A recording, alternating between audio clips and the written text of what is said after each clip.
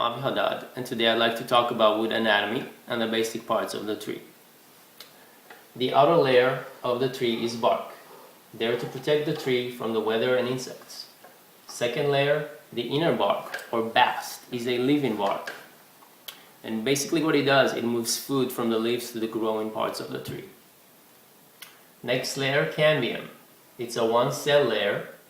It creates cells, wood cells on the inside and bark cells on the outside. Sapwood moves sap or water from the roots to the leaves. Hardwood, there to basically support the tree.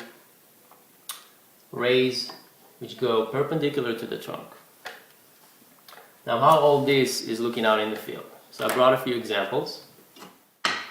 Brought some Doug fir. One of them is a 2x6 cross-cut of a very young tree, and an old growth 4x4 Doug fir. So you can see how tight the growth rings are here, but not in here. So trying to match an old growth or an older fir floor with this, or for the sake of argument, any type of wood that is old growth to young trees, is just not going to work out in the field. So you just got to be able to identify that. One more thing about rays, by the way, so you can see the other side. If you look very closely, you will see very, very dark lines, like hairline lines, very black. These are the rays. You can see them on the outside here, on the other side.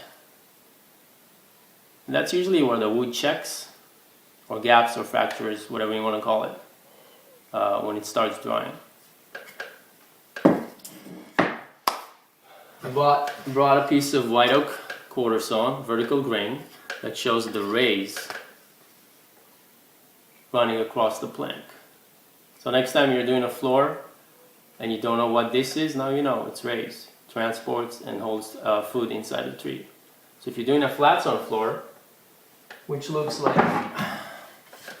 more like that, that's a red oak piece.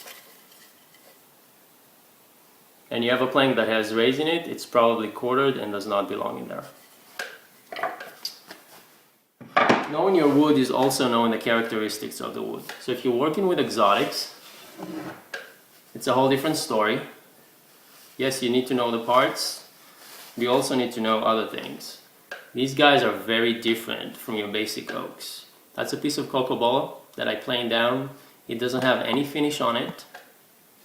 And you can see how crazy and wild the grain is on the color. So these type of woods, they're not really supposed to be finished ever. Okay? Your basic finish is just not going to stick to it.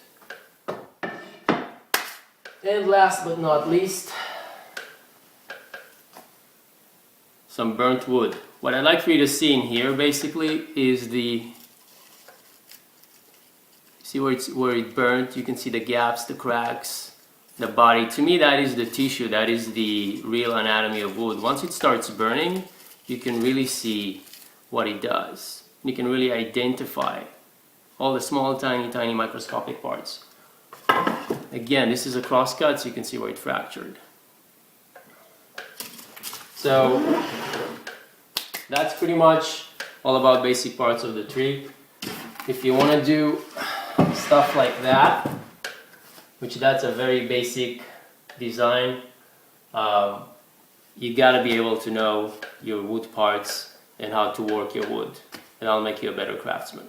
I'm Avi, and thank you for watching.